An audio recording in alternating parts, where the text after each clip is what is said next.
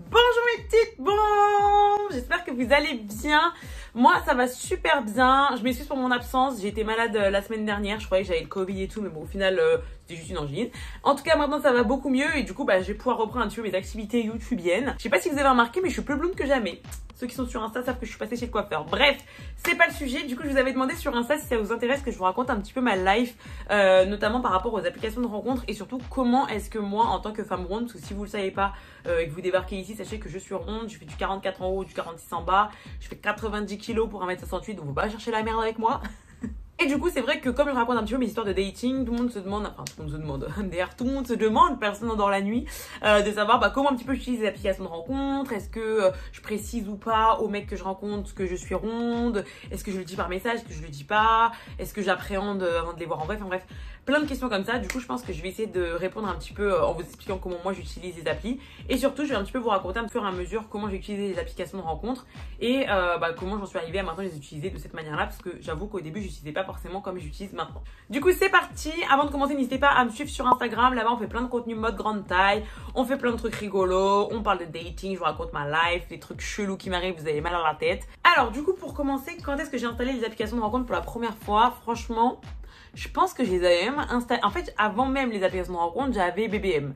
Et en gros, BBM, pour moi, c'était un peu les prémices des applications de rencontre parce qu'il fallait aller sur Facebook, il fallait essayer de trouver quelqu'un qui mettait son pin, tu parlais, t'avais ta photo de profil. Bref, ça, c'était les prémices pour moi. Donc, ça, à la limite, j'avais 13 ans. Mais en gros, je crois que vers 17 ans, un truc comme ça, j'ai dû mentir sur mon âge et je me suis inscrite, il me semble, sur Badoo à l'époque. Et c'est vrai que je pense qu'à cette époque-là, je devais mettre que des photos de mon visage parce que je m'assumais pas forcément mon corps. Je savais que j'avais pas forcément la côte dans mon lycée et tout. Donc, je me suis dit, bon, vas-y, je vais montrer que mon visage. Comme ça, je mets toutes les chances de mon côté. Et voilà. Sauf qu'au final, avec le temps, j'ai complètement changé d'avis par rapport à ça. Au début, je pense que je mettais principalement des photos de mon visage. Et c'est vrai que je trouve que le truc qui était chiant par rapport à ça, c'est que du coup, j'osais pas du tout passer le cap de rencontrer la personne en vrai parce que...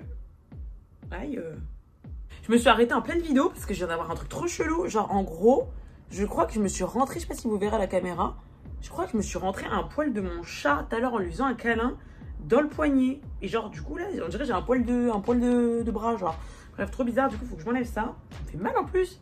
Mais je vous jure, c'est archi bien rentré en plus. Genre, je vous jure, c'est choquant, c'est archi bien rentré. Limite, je suis en mode, mais attends, c'est pas possible, j'ai pas des poils de poignet. Il a pas poussé en 5 minutes, genre. Trop chelou. En fait, on dirait un cil. Genre, je me suis planté un cil dans le bras. Bref, je sais plus où j'en étais, mais il me semble que je vous expliquais que du coup, le fait de mettre uniquement des photos de mon visage, ça me freinait vachement dans la vraie vie, en fait, de rencontrer des gens. Du coup, je chipotais, j'avais peur, j'étais angoissée, enfin bref. Limite, au final, j'ai l'impression que j'ai vachement perdu. Enfin, pas perdu du temps, parce qu'au final, j'y trouvais sûrement mon compte. Mais en fait, je passais énormément de temps à parler avec un mec ou plusieurs mecs. Et qui ne servent au final à rien parce que ces mecs là je finissais par ne jamais les voir ou par les ghoster ou je sais pas ou à flipper et à ne pas les voir. C'est vrai que c'est pas un truc que je recommande parce qu'en fait au final vous mettez la pression ou alors même le pire c'est que vous pouvez vous mettre dans des relations virtuelles qui au final aboutiront jamais parce qu'en fait de votre côté vous n'oserez jamais passer le cap du virtuel au réel et le pire c'est qu'on peut des fois créer des sentiments et en fait ça aboutit à rien. Au final ça finit par avoir un problème parce que ce soit la personne en face ou que ce soit vous qui du coup ayez ce frein de pas se voir en vrai parce que vous avez la pression ou peu importe. Du coup, soit vous portez vos cojones et vous allez rencontrer la personne même si vous n'avez pas forcément confiance au fait que vous ressembliez à vos photos et que du coup vous prenez le risque que la personne, elle vous trouve pas forcément attirante physiquement. Soit vous allez finir par pas rencontrer la personne. Moi, franchement, je pense qu'avec du recul, les seules personnes que j'ai rencontrées des applications de rencontres en vrai, au début en tout cas, c'était principalement des personnes qu'en fait je croisais par hasard dans la vie, mais avec qui j'avais déjà échangé sur une application, genre sur Badoo ça m'est arrivé. D'ailleurs je vous avais mis une vidéo, bon je sais pas comment on met les vidéos ici, mais en gros pourquoi est-ce que vous ne devez pas parler pendant 1000 ans avant de rencontrer votre crush, parce que justement moi j'avais fait l'erreur, et en plus de ça c'était quelqu'un que j'avais déjà vu en boîte de nuit avant de devoir reparler avec lui pendant 1000 ans, comme quoi des fois il n'y a pas que le physique, mais l'air de rien, j'avais finalement rencontré quasiment que cette personne-là sur toute cette période parce que pourtant j'avais dû parler peut-être avec 200 mecs. Genre moi j'ai tout fait, hein. J'ai fait adopter un mec, j'étais sur Badoo, j'étais sur Tinder, j'ai été sur Happen, bref j'ai tout fait. Après j'ai pas resté 1000 ans à chaque fois, genre je pense que je batifolais, genre je restais un mois, je partais, je revenais, nanana. Mais bon franchement j'ai tout rodé et à l'époque franchement j'étais très active sur ces applications-là. Et au final, je rencontrais personne parce que j'étais pas en accord avec ce qu'il y avait sur mes photos. Et du coup, j'avais trop peur d'être rejetée en fait si je rencontrais la personne en vrai. Ensuite, du coup, petit à petit, j'ai pris plus confiance en moi. Du coup, j'ai commencé à mettre des photos. Bon, c'était vraiment des photos où je me trouvais vraiment à mon avantage de fou. Vous savez, quand vous êtes cambré en 4 devant votre miroir et que du coup, sur un certain angle, on dirait que... voilà, bah du coup, je mettais un peu des photos comme ça et beaucoup de photos de mon visage parce que c'était le truc que je préférais chez moi à l'époque. Et du coup, ça m'a déjà un peu plus aidé. Genre, j'étais plus en confiance, je m'autorisais. Excusez-moi, il y a toujours des bruits d'ambulance autour de chez moi, c'est insupportable. Donc j'étais en train de dire que du coup je m'autorisais beaucoup plus à rencontrer des gens en vrai parce que bah forcément je trouvais que je ressemblais à peu près à mes photos. Je me disais bon, tout le monde triche un peu et tout. Donc vas-y, en plus il y a eu une époque où je retouchais mes photos et je vous le dis ici, j'ai arrêté maintenant, mais il y a eu une époque où je retouchais mes photos. Bon, je n'ai jamais été dans l'abus niveau retouche, mais ça n'empêche que... bah quand même, du coup ça rajoutait encore une pression supplémentaire parce que je me disais même si j'ai mis des photos en entier, j'ai supprimé le petit truc qui... Et du coup bref, j'étais pas à l'aise de rencontrer des gens et au final ça m'a couru après pendant archi longtemps. Et le truc relou avec le fait de mettre des photos qui sont super avantageuses, c'est que du coup j'avais pas forcément l'impression que les mecs avaient vraiment capté que j'étais quelqu'un... Oh, regardez mon chat qui mouline. T'es fou. Tu viens de dire bonjour? Bon. Je vais pas dire bonjour. Je me sentais un peu obligée de prévenir les mecs que j'étais ronde. Donc du coup, c'était toujours un moment malaisant où il fallait dire en fait, j'espère que nanani. Je sais pas comment j'amenais ça, mais tu sais, je disais un truc genre je sais pas, par exemple, si la personne était à la salle de sport, je disais ouais, mais bon, je pense pas que t'arriveras à me soulever. Ou genre j'adore manger, tu sais que moi je suis très gourmande. Enfin, j'essayais un petit peu doucement de mettre sur la table le fait que voilà, j'étais ronde et que du coup, il fallait qu'il assume derrière si on se rend compte et qu'il soit pas surpris quoi. Mais du coup c'est vrai que c'était un peu gênant parce que du coup j'avais l'impression comme si j'avais un vice caché alors qu'en fait c'était juste la personne que je suis et j'ai rien à cacher en fait. Et moi je suis comme ça, soit je te plais soit je te plais pas, si je te plais pas je plairai à quelqu'un d'autre et si je te plais tant mieux. Mais du coup à l'époque je sais pas, je préférais genre mentir un peu sur la marchandise mais du coup me dire que sur un malentendu peut-être que le mec, alors qu'en fait si vous plaisez pas à la personne, vous plairez pas à la personne, donc autant être direct en photo.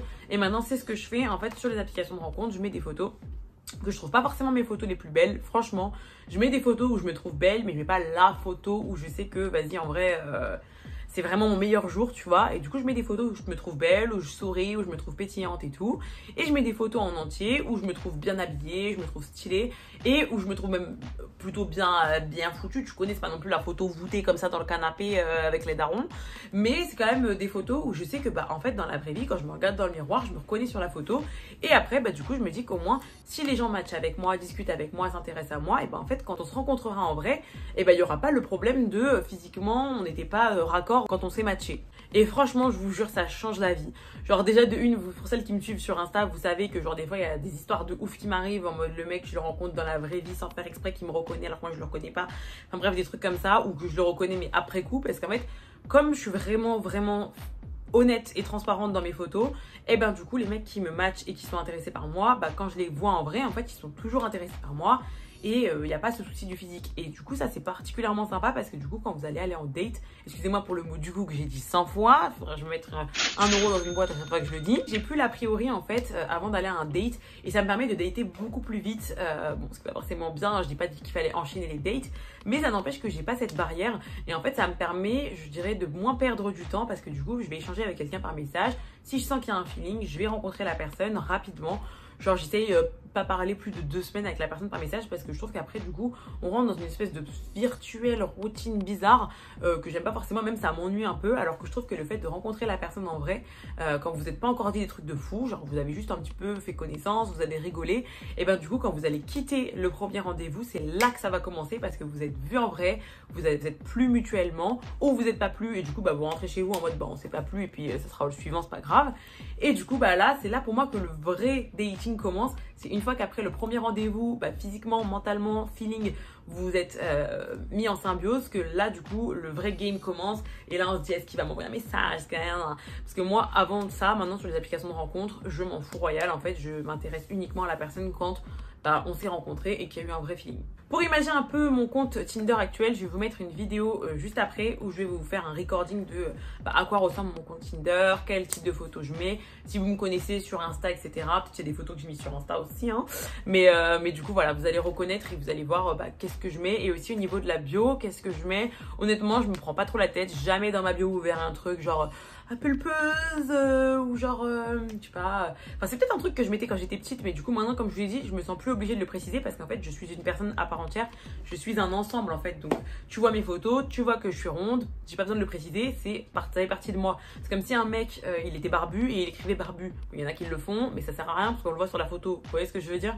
Donc, du coup, bah, c'est pas du tout un truc que je précise. Et en règle générale, la seule chose que je mets sur mes descriptions, c'est que je fais 1m68 parce que je sais que bah, c'est un critère qui peut freiner par exemple les mecs qui sont petits, parce que je sais qu'en général les mecs qui font 1m70, il y en a quelques-uns qui aiment bien sortir avec les filles qui font la même taille qu'elles, mais il y en a quand même qui préfèrent avoir des filles plus petites, donc je préfère préciser d'entrée. Donc bref, je vous montre mon profil Tinder et Happen et Bumble parce que c'est les 3 applications que j'utilise en ce moment.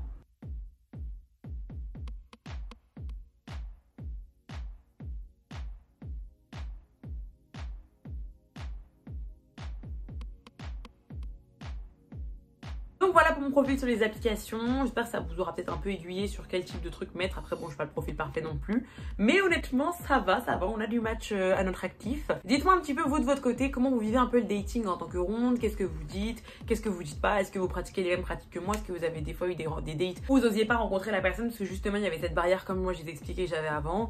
Racontez-moi un peu tout ça, mais moi surtout un message que je veux vraiment vous faire passer, c'est que les filles, mieux vaut que vous matchiez avec peu de personnes mais qui vous aiment pleinement plutôt que de matcher avec des mecs qui bah, finalement vous aimeront pas pour qui vous êtes et qui vont vouloir vous faire changer ou qui vont vous ghoster après vous avoir vu. Enfin bref, ça c'est les pires trucs je trouve qui peuvent arriver, surtout que nous, je trouve, enfin moi en tout cas je suis le genre de meuf qui m'attache quand même relativement vite, même si je fais un peu la meuf forte sur les réseaux sociaux, je peux m'attacher vite. Et du coup, que ce soit pour votre tranquillité d'esprit ou juste pour votre petit cœur, vraiment faites-moi confiance, mettez des photos où vous vous trouvez belle, où vous vous sentez belle, mais qui ressemblent à ce que vous êtes dans la vraie vie. Et croyez-moi, ça vous simplifiera la vie.